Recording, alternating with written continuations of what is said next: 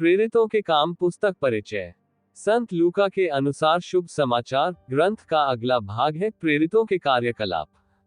संत लूका ने प्रस्तुत ग्रंथ में मुख्य रूप से यह बताया है कि प्रभु यीशु का शुभ संदेश आरंभिक अनुयायियों द्वारा पवित्र आत्मा के मार्गदर्शन में किस प्रकार यरूशलेम में, समस्त यहूदा प्रदेश में, सामरी प्रदेश में और पृथ्वी के सीमांत तक फैल गया। 1 वर्स 8। यह पुस्तक मसीही आंदोलन का क्रमबद्ध विवरण है, जो यहूदी लोगों में आरंभ हुआ था और बाद में भूमध्य सागर तक के तीनों महाद्वीपों में नवीन धर्म विश्वास, नए पंथ के रूप में फैल गया। लेखक संत लूका अपने पाठकों को यह विश्वास दिलाते हैं कि ये मसीही लोग राजनैतिक क्रांतिकारी अथवा राज्य विद्रोही नहीं थे, जिससे वे तत्कालीन रोमन साम्राज्य के लिए संकट बन जाते।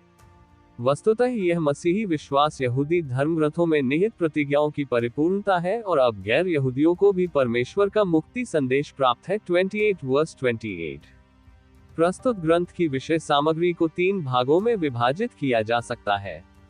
प्रत्येक भाग में ये बताया गया है कि प्रभु यीशु का शुभ संदेश स्थान विशेष में किस प्रकार सुनाया गया और वहां किस प्रकार कलीसिया की स्थापना हुई, और यह आंदोलन कैसे एक नगर से दूसरे नगर में फैलता गया।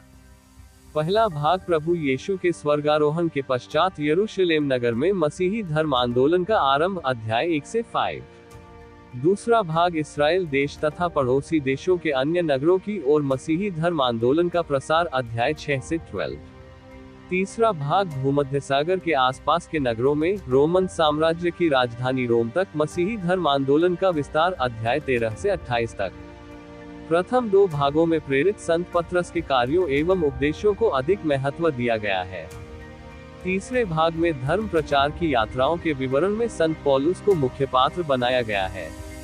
लेकिन प्रेरितों के कार्यकलाप ग्रंथ की प्रमुख विशेषता है पवित्र आत्मा के कार्यकलापों का उल्लेख। पवित्र आत्मा पेंटेकोस्त सप्ताह के पर्व पर यरूशलेम नगर में प्रभु यीशु के अनुयायियों पर सामर्थ्य के साथ अवतरित हुआ और पुस्तक के आदि से अंत तक कलीसिया तथा उसके अगुओं का मार्गदर्शन करता रहा और घोर अत्याचार के समय भी उन्हें सबल बनाता रहा। प्रस्तुत ग्रंथ में अनेक प्रवचन हैं जो वास्तव में आरंभिक मसीही शुभ संदेश का सार रूप है। इस ग्रंथ में जिन घटनाओं का उल्लेख किया गया है, उनमें मसीह के शुभ संदेश का सामर्थ्य प्रकट होता है। साथ ही यह भी कि विश्वासियों के जीवन और कलीसिया की सहभागिता पर शुभ संदेश का कितना अधिक प्रभाव पड़ा था। अत पाठकों को आदर्श मसीही जीवन की व्यवहारिक शिक्षा मिलती है। सब विश्वासी एक हृदय थे। उनके पास जो कुछ था, उसमें सबका साझा था। 2 वर्स 44, 4 वर्स 32।